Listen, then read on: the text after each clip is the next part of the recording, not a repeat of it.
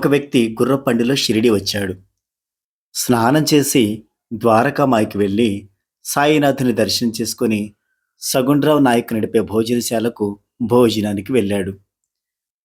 ఆ గృహస్థు, నేను సాయినాథునికి కొంత భూమిని అర్పించడానికి వచ్చా అన్నాడు.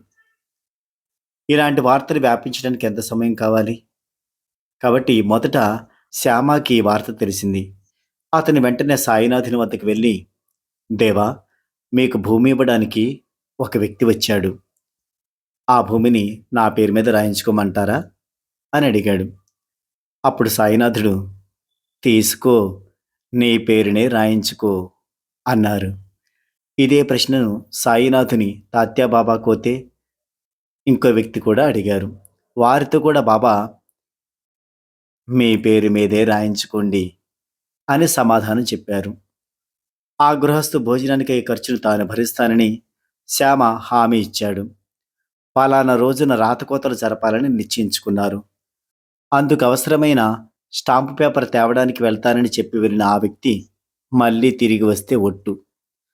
పాపం అతని భోజన ఖర్చు మాత్రం శ్యామ భరించవలసి వచ్చింది. ఆ వ్యక్తి భూమి ఇవ్వడని సాయినాథునికి ముందే తెలుసు.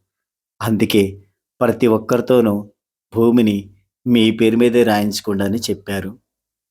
సాయినాథుని యొక్క లీలలు, పరమార్థం మనకు అర్థం కాదు. జై సాయిరాం.